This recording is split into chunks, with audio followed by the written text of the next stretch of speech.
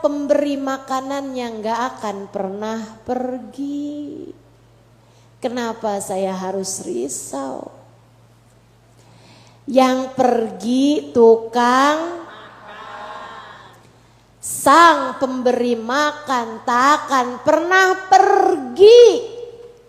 Dia yang telah mengatakan rizqukum fis sama wa ma tu'adun. Rezeki kalian sudah selesai aku atur dari langit. Tidak akan bertambah dengan tambahnya ibadahmu, tak akan berkurang dengan dosa-dosamu. Rezeki udah kelar diatur dari langit. Enggak usah khawatir tentang hal itu. Saudaraku sekalian yang saya muliakan, tuh yang pertama, kalau kamu kepengen jadi orang yang kuat, apapun yang terjadi, yang kuat sandarannya. Dan cara biar kuat sandaran hatimu kepada Allah, yang pertama, jadilah orang yang bertakwa. Yang kedua, jadilah orang yang tawakal. Tawakal tuh gimana? Menyerahkan urusan hanya kepada Allah. Ingat terus Allah. Ingat terus, gak ada apapun terjadi kecuali dengan izin Allah. Ingat terus, ini Allah nih semuanya Allah. Semua dari Allah nih, semua dari Allah, semua dari Allah. Terus gitu. Kuat kamu kalau kayak begitu. Ngelihat orang sebagai hamba-hambanya Allah. Gak bisa ngapa-ngapain. Orang tuh semuanya gak ada yang bisa ngapa-ngapain. Kecuali dengan izin. Kalau Allah mau kasih bisa. Kalau enggak. Itu selalu kita baca tiap habis sholat kita. La mani'a lima a'taita wala mu'tiya lima mana'ata. Wala radda lima qadaita wala yanfa'u dal jaddi minkal jadd. Allahumma la mani' lima atait. Ya Allah, gak ada yang bisa menghalangi ketika engkau hendak memberi. Wala mu'ti lima manata. Ya Allah, gak ada yang bisa ngasih kalau engkau gak mau ngasih. Wala radda lima qadaita. Enggak ada yang bisa mencegah apapun dari keputusan-keputusanmu. Wala yanfa'u dzal jaddi minkal jadd. Enggak akan bermanfaat usaha siapapun ketika bertentangan dengan keputusan-keputusan Allah. Bu, di samping kita nih ada sahibul magam, seorang wali min auliyaillah yang diziarahi. Wali itu biasanya punya keramat, ya Bu ya. Ibu-ibu sekalian, wali itu jadi wali karena gede tawakal mereka kepada Allah Subhanahu wa taala. Wali itu jadi wali karena besar tawakal mereka kepada Allah Subhanahu wa taala. Ibu-ibu sekalian yang saya muliakan, Habib Abdullah bin Muhsin Al-Attas, Empang, Bogor. Ibu-ibu, di sini ada yang pernah ziarah ke Empang? Pernah. Habib Abdullah itu Bu hidup di zaman Belanda. Zaman Belanda tuh Bu kan baru beberapa tahun yang silam ya Bu ya. Mungkin kakek-kakek, ibu-ibu atau bahkan orang tuamu ada yang sempat ngalamin masa-masa Belanda dulu. Habib Abdullah bin Muhsin Al-Attas di Empang Bogor itu ngalamin tuh masa-masa itu. Beliau berdakwah. Beliau sebagai seorang ustadz, sebagai seorang ulama, sebagai seorang dai, ngajakin orang ke Allah, khutbah Jumat, ngajar hadis, ya kayak yang sekarang saya kerjakan. Beliau teman-teman saudaraku sekalian, Habib Abdullah bin Muhsin Al-Attas Empang Bogor datang ke rumah-rumah warga, datengin hajatan, datengin ini itu. Dan sebagai seorang ulama, beliau juga banyak diundang. Bib, nanti saya mau ngawinin anak Bib hari Minggu. Minggu depan Bib. Oh iya.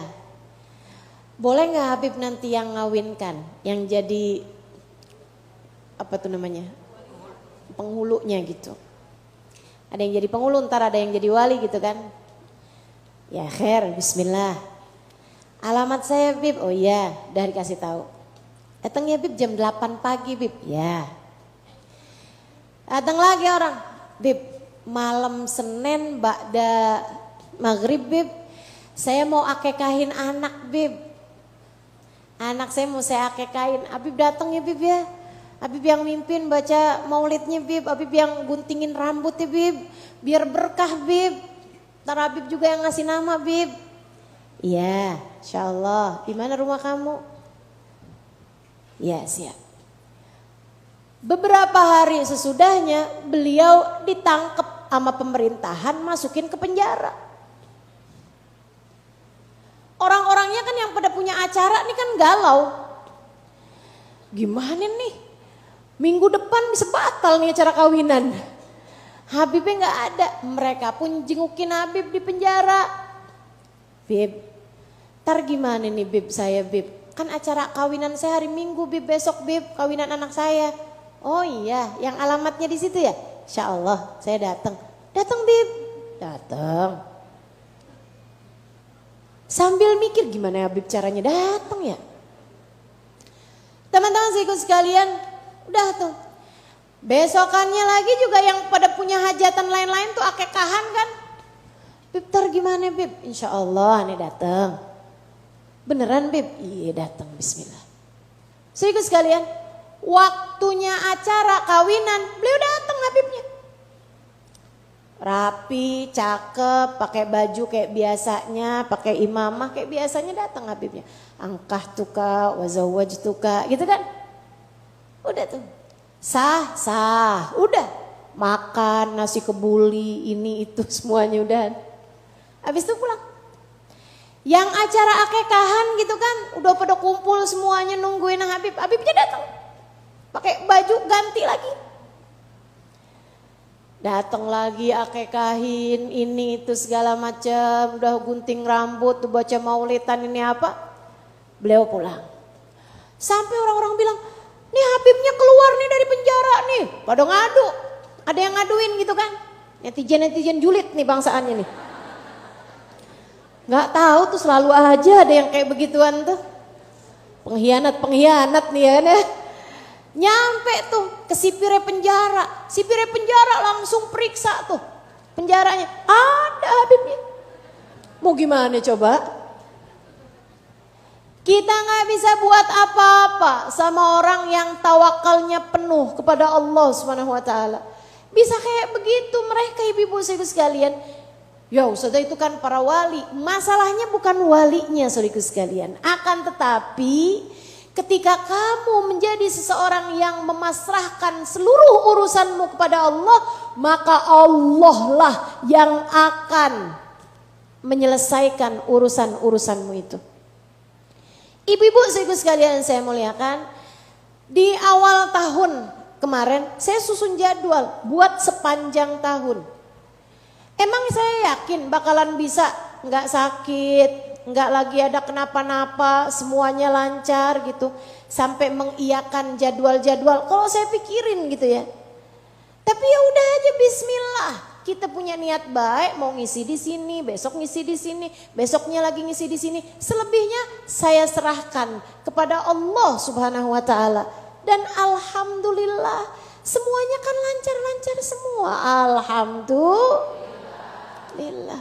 Udah aja Bu, Kak, Dek, Nak, serahkan segala urusan hanya kepada Allah. Iya loh Ustazah kayak emang gak pernah sakit Ustazah? Ya sakit juga sih. Saya kan juga manusia. Sakit, banyak sakitnya saya. Saudariku sekalian yang saya muliakan, akan tetapi saya serahkan semuanya kepada Allah. Saya minta sama Allah kalaupun sakit jangan bikin majelis menjadi terbengkalai. Saya tetap mau mendatangi hamba-hamba Allah untuk bisa mengingatkan, mudah-mudahan orang lain termasuk diri saya sendiri tentang Allah. Saudaraku sekalian, jadinya saya ngerasa sakit saya tuh kayak milih-milih gitu. Sakitnya datangnya pas lagi liburan. Insya Allah. Alhamdulillah. Jadi tenang aja. Serahkan segala urusan kepada Bu. Kalau mau bicara hidup takut, siapa lagi yang lebih takut darimu itu? Kalau mau bicara takut, kamu punya anak, anak kamu keluar rumah, kamu takut apa nggak takut? Takut. Takut anakmu kecelakaan, betul nggak? Takut anakmu lagi kenapa-napa, takut ada orang jahat, anakmu dijambret, anakmu dipukul, anakmu dilukai. Bisa banget Bu, bisa banget. Segala kejadian mungkin buat terjadi ibu-ibu saudariku sekalian. Kalau dia naik mobil bisa kecelakaan, kalau dia naik motor bisa kecelakaan. Bu, ada orang lagi berdiri di trotoar ketabrak. Kurang apa coba? Kalau Allah mau mah bisa aja segala sesuatu terjadi. Dan kamu begitu sangat khawatir bukan? Akan tetapi Bu, biar kamu tuh jauh lebih tenang, serahkan anakmu kepada Allah. Dan minta anak juga buat menyerahkan dirinya kepada Allah. Makanya Nabi diajarin, kalau kamu keluar rumah baca Bismillah, amantu billah, tawakkaltu ala Allah, la haula wala quwata illa billahil aliyil azim. Hafal? Ingat-ingat tadi pagi baca apa enggak? Yakin. Baca apa lupa? Insyaallah. Saudaraku sekalian saya muliakan, minta anakmu buat baca. Karena katanya Nabi Muhammad, siapa yang keluar rumah sebelumnya baca bacaan tersebut, arsalallahu lahu malakain yahfadhanihi ila an yarja'.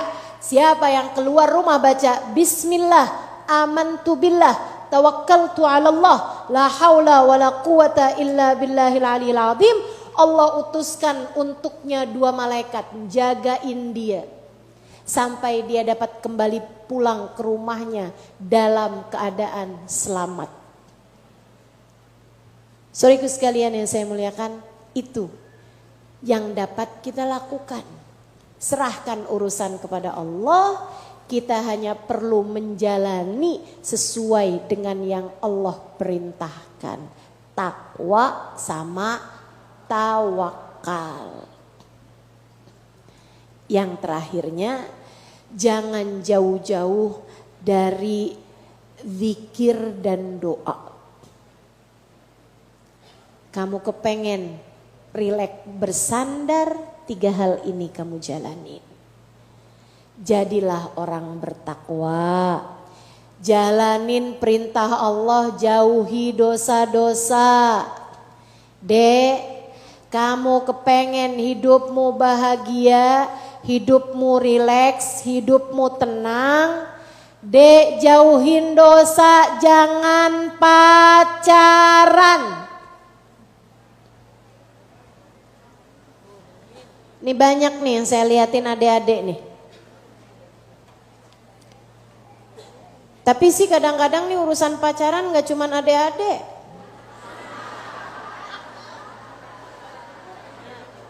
Emak-emak nih banyak yang habis reunian. Berjumpa dengan mantan. Terjadilah cinlok. Cinta lokasi, CLBK, cinta lama bersemi kembali. Malam-malam suaminya udah tidur di samping dia, HP-nya bunyi. Dia buka, apa kabar? Udah makan? Kayak penting bet dia nanyain urusan kamu makan. Udah, kalau kamu udah.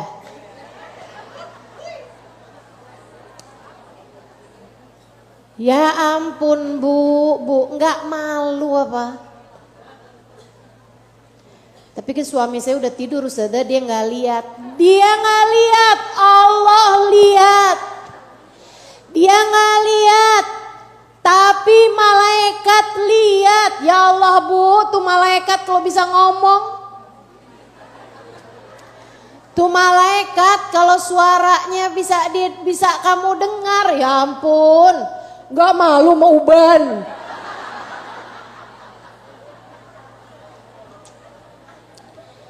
Inna lillahi wa inna ilaihi raji'un.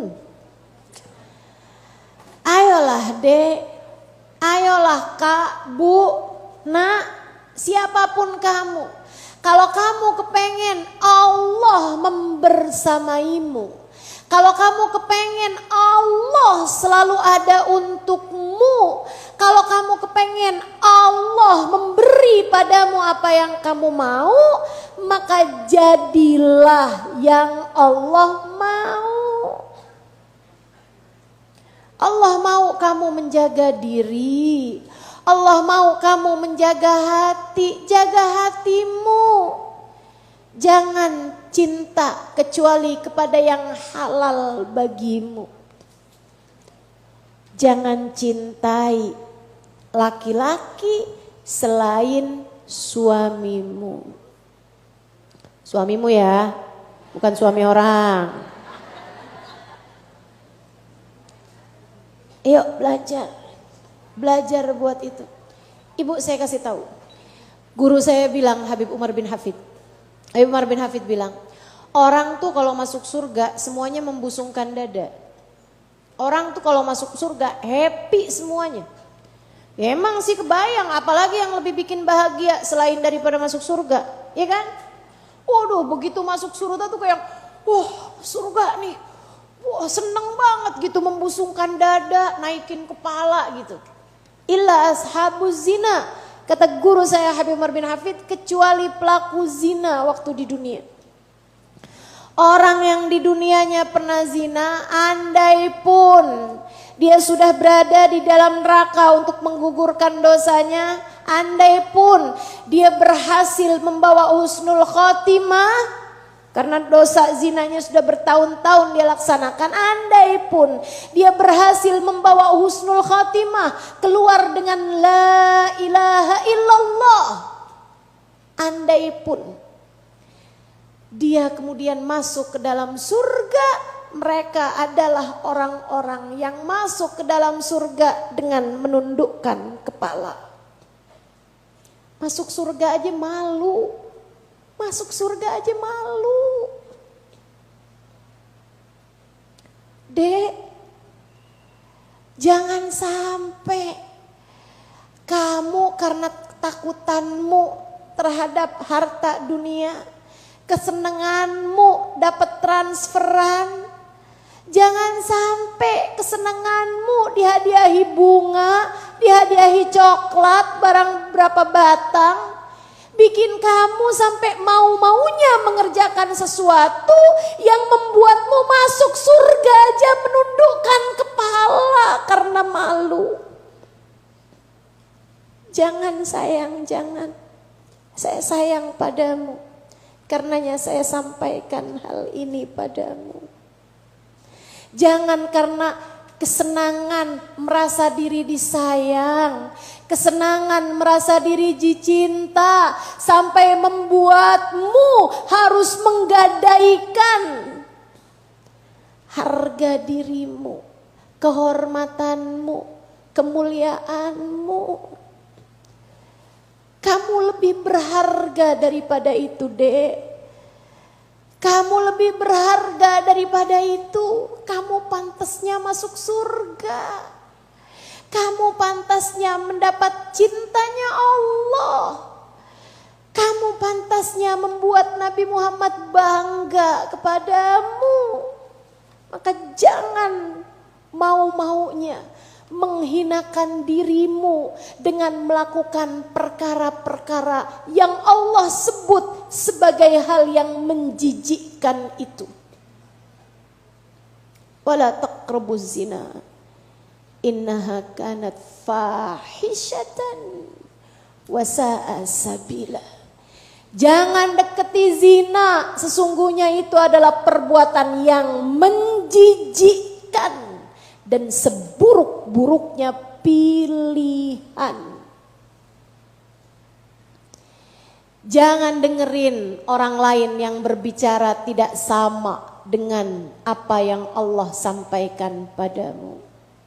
Allah bilang itu menjijikkan, percaya aja sama Allah. Walaupun kelihatannya indah, walaupun kelihatannya bagus, walaupun kelihatannya transferan sekian puluh juta, walaupun kelihatannya kamu dikasih hadiah berbagai macam hal yang indah-indah, itu menjijikkan kata Allah, itu menjijikkan kata Allah Subhanahu wa ta'ala. Siapa lagi yang bisa kamu percaya kalau Allah kamu dustakan? Percaya ajalah sama Allah. Allah yang punya segalanya, itu menjijikkan kata Allah.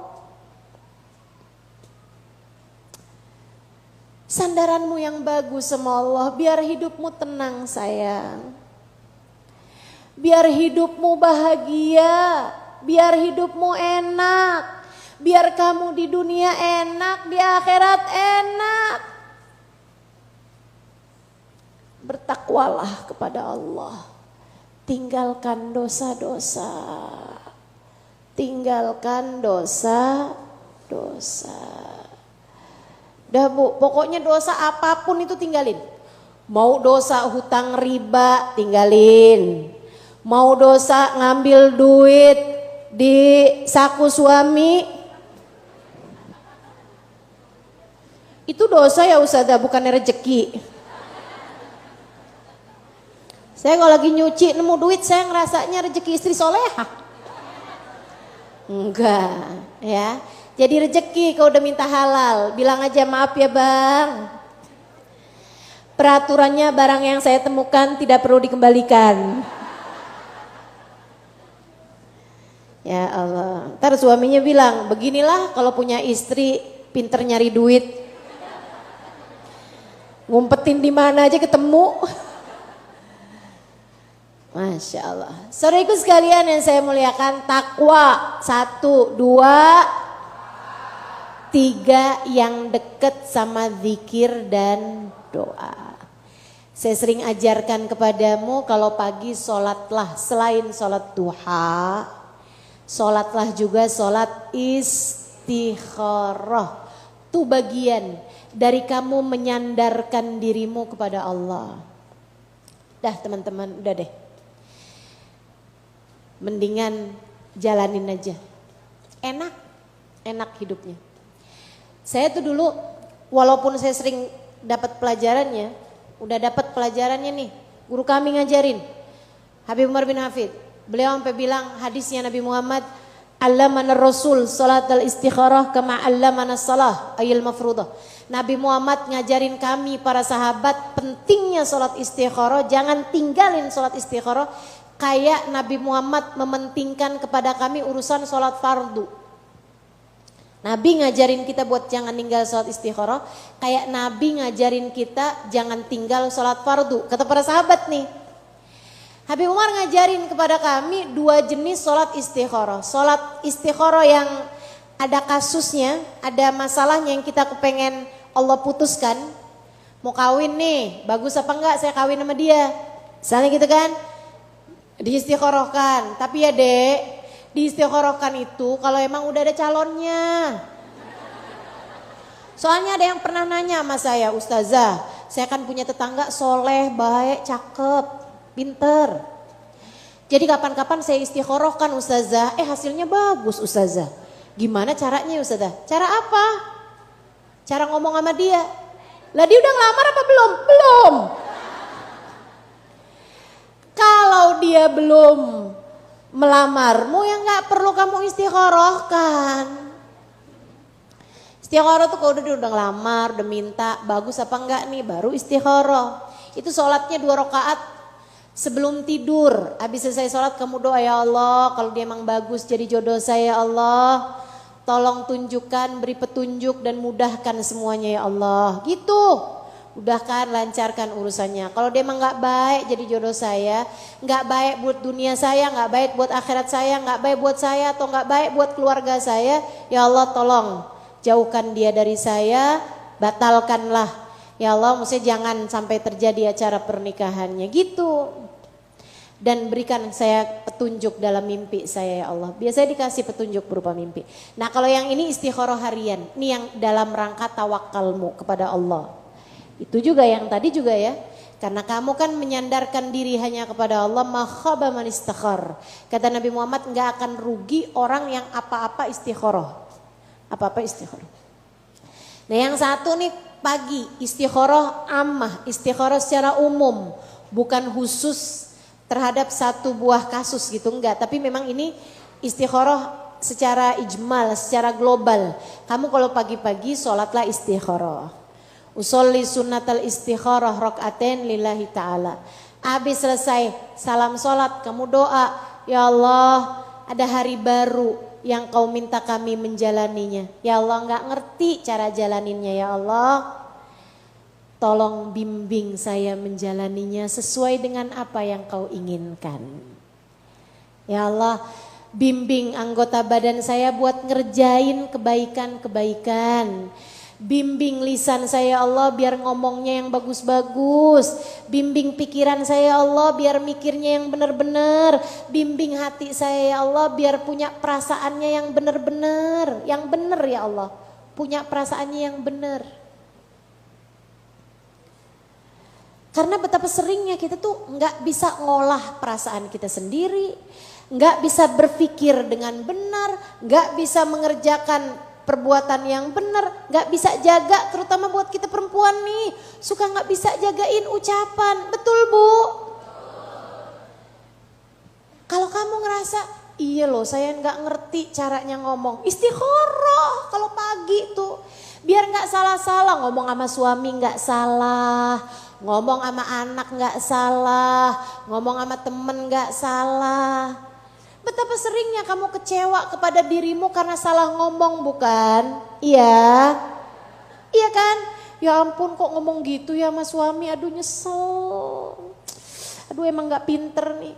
Ntar kadang-kadang sama anak aja kita masih salah-salah ngomongnya. Iya ya Allah saya salah nih, kayaknya nyakitin hati dia, dia kesian. Ya Allah salah ngomong saya.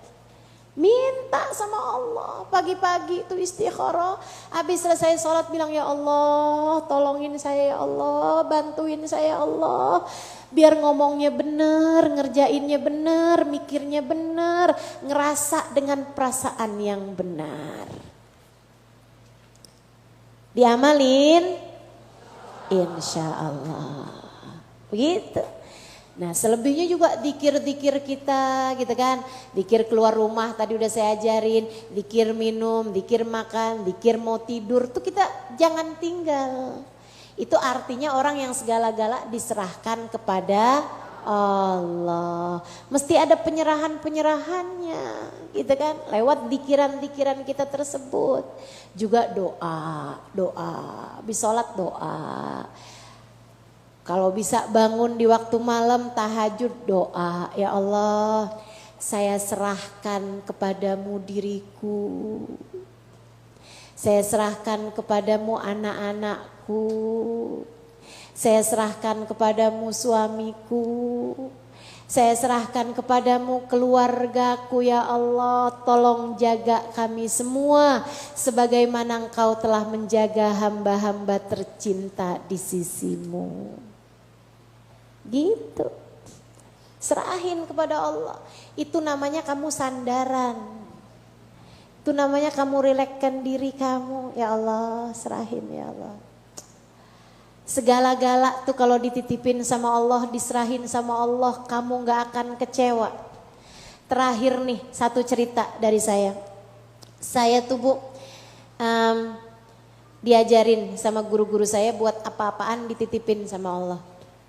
Ibu ya, dengan kita bilang salah satunya dengan ucapan istaudatukillah kalau perempuan, kalau laki-laki istaudatukallah. Kalau suami saya mau jalan, saya bilang istaudatukallah, saya titipkan kamu kepada Allah. Dia jawab qabiltul wada'ah, saya terima dititipin sama Allah. Gitu kan ya. Guru saya ngamalin itu dan kami semua juga mengamalkan itu. Jadi beliau kalau udah kita pamitan, bahkan sekedar telepon, kalau udah habis telepon tuh beliau akan bilang istauda'tukillah Halimah. Aduh, saya rasanya kayak seneng banget dititipin ke Allah gitu kan. Jadi berasa disayang sama guru saya, disayang sama Allah. Saya akan jawab qabiltul wada'ah hubabah, qabiltul wada'ah. Teman-teman sekalian, satu hari saya lagi ada di Tarim nih. Saya mau jalan keluar, mau pergi majelis dari rumah saya. Tapi saya baru habis jemuran saya.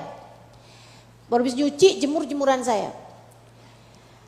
Saya begitu mau keluar tuh, saya liatin angin.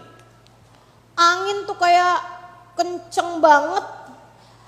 Teman-teman, angin tuh kalau di Tarim kadang-kadang suka kelihatan. Kalau lagi berhembus tuh, kita kan kalau angin ini kan gak kelihatan nih kan, hembusannya tuh kan.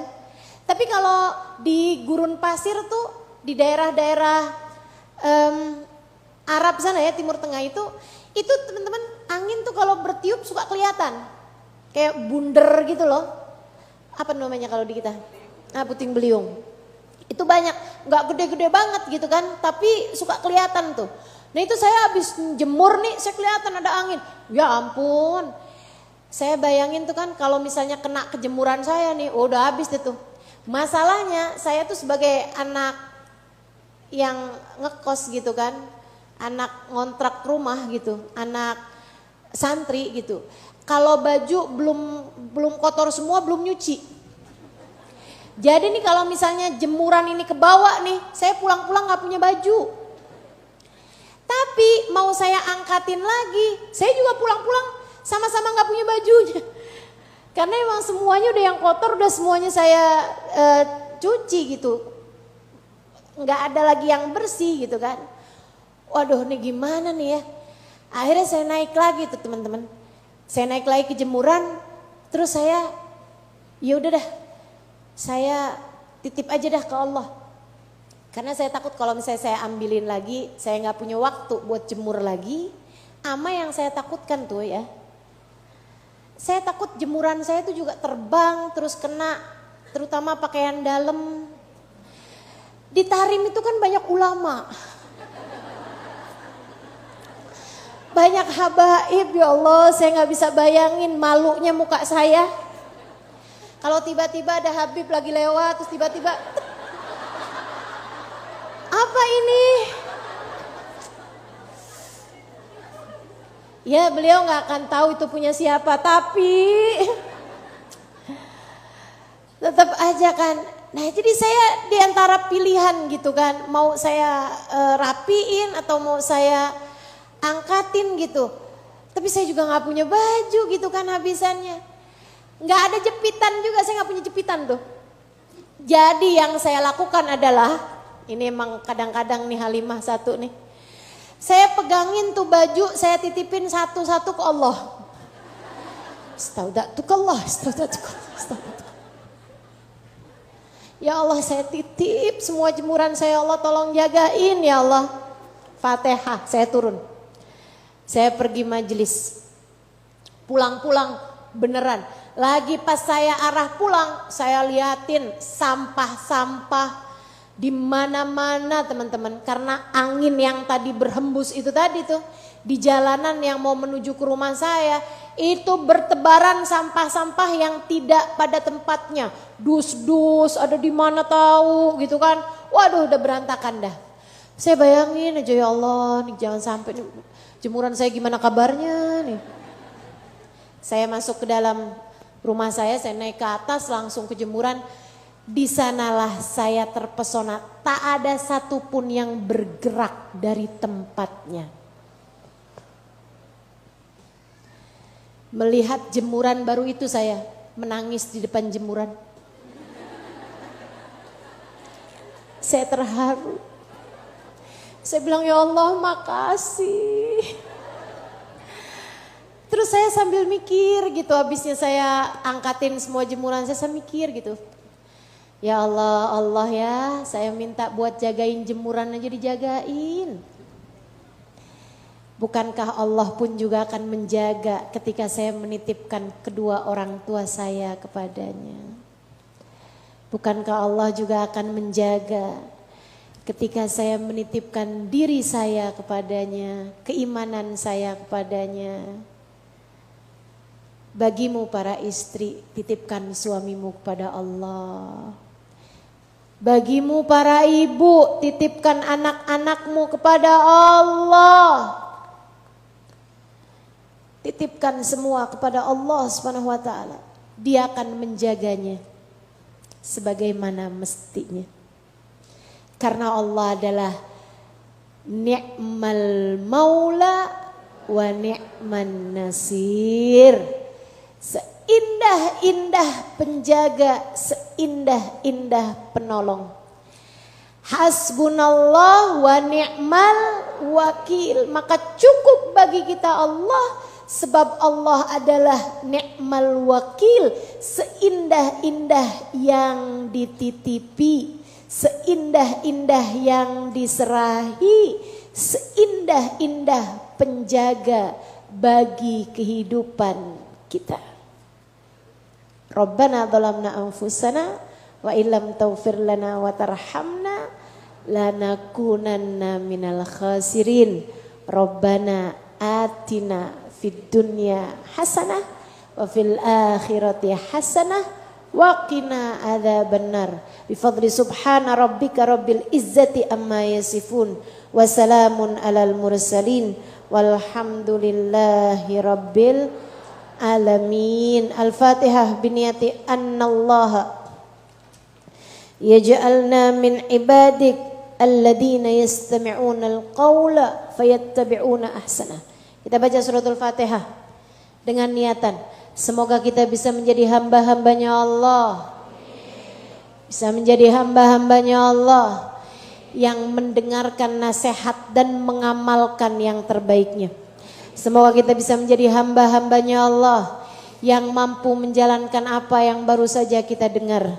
Semoga kita mampu menjadi hamba-hamba Allah yang senantiasa menyerahkan segala urusan hanya kepada Allah, bersandar hanya kepada Allah, menyandarkan hati kita, diri-diri kita hanya kepada Dia yang maha kuat. Ala hadhihi niyah wa bikulli niyatin salihah jami'ah syamilah ila hadratin Nabi Muhammad sallallahu alaihi wa ala alihi wa sahbihi wasallam bisirril Fatihah. Baca bersama-sama.